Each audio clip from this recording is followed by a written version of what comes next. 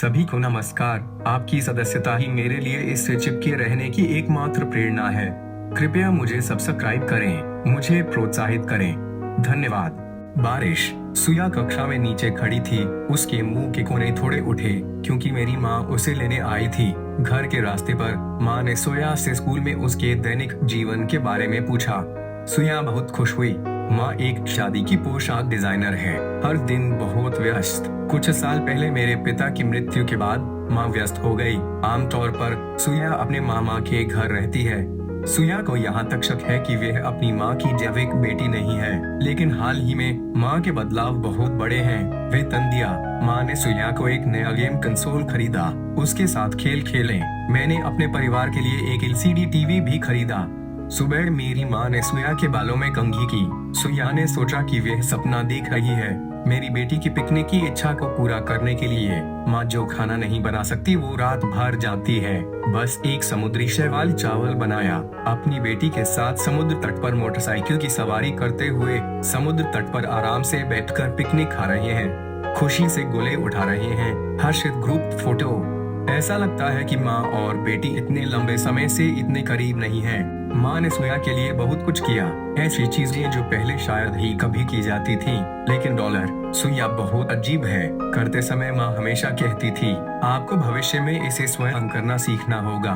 घर पहुँचे, माँ बेहोश हो गई। अस्पताल में माँ जानती थी कि उसे पेट का कैंसर है, पहले ही देर हो चुकी है। वास्तव में मेरी माँ को पता था कि वह बहुत पहले से बीमार थी, लेकिन एक सरल और सुंदर भविष्य के जीवन के लिए उसने अस्पताल में भर्ती होने का विकल्प नहीं चुना। इसके बजाय अधिक मेहनत करें। घर के रास्ते पर लाल आंखों वाली महिला आवाज कुछ दबी थी। उसने अपने भाई से माफी मांगी। क्षमा कीजिए भाई, सुया अब से आपसे पूछेगी। बुरी खबर भी अचानक आई। प्रतिक्रिया करने के लिए आंसू बहुत देर हो चुकी थी। वयस्क दुनिया में आसान शब्द कभी नहीं रहा।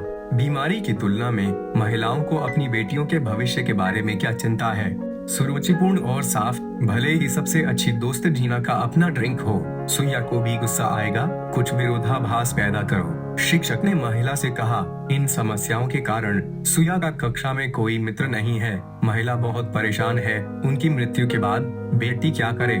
रात को माँ और सुया ने स्कूल के मामलों के बारे में बात की। बड़े होकर हमेशा अपना जीवन चाहते हैं, दोस्त भी हैं। माँ हमेशा तुम्हारे साथ नहीं रह सकती। आप यह भी नहीं जानते कि अकेलापन क्या है। लेकिन सुया ने सिर उठाया और हठपूर्वक उत्तर दिया, खाना, स्कूल जाना, अकेले सोना। मैं हमेशा अकेला रहा हूँ। मैं तुम्हारे बिना ठीक रहूंगा। आंटी मेरी देखभाल करेंगी।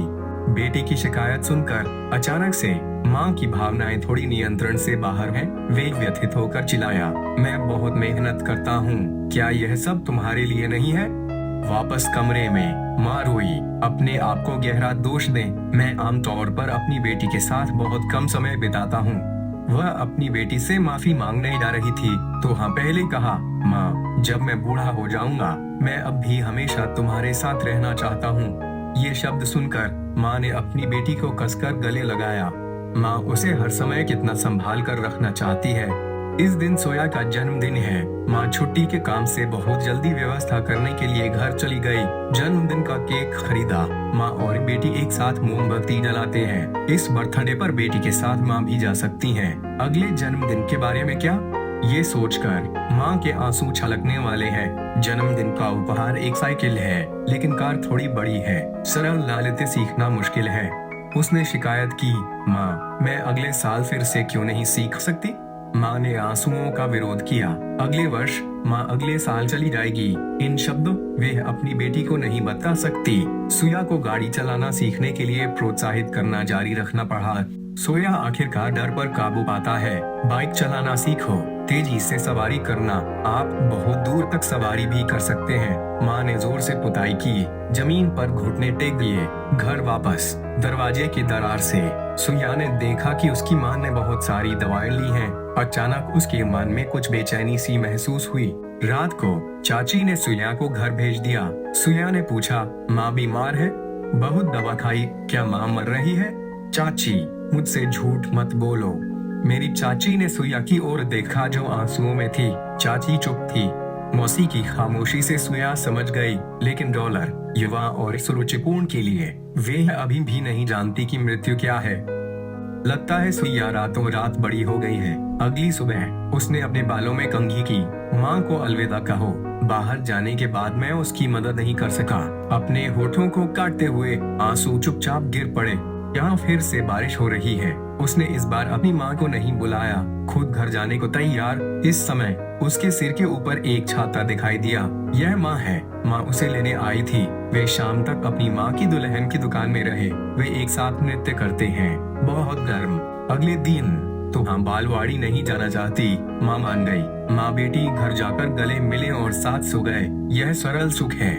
माँ की हालत बेहद गंभीर। वह और सुइया अपने भाई के घर चले गए। माँ अभी भी शादी के कपड़े सिलने में व्यस्त है, क्योंकि यह शादी की पोशाक उसके द्वारा सुइया के लिए डिजाइन की गई थी।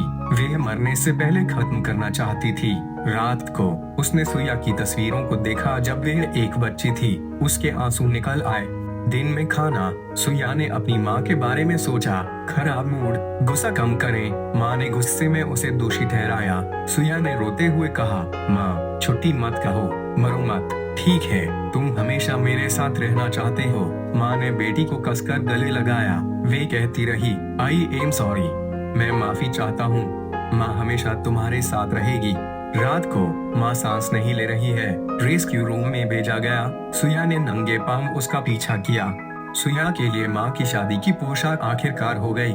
बहुत खूबसूरत। यह सोचकर कि भविष्य में सादा और सुरुचिपूर्ण पहना जा सकता है। माँ आराम से मुस्कुराई, लेकिन कुछ कड़वी भी। लेकिन हालत के कारण माँ की आंखों की रोशनी भी धुंधली हो गई है। जल्द ही वे अंधी हो जाएगी।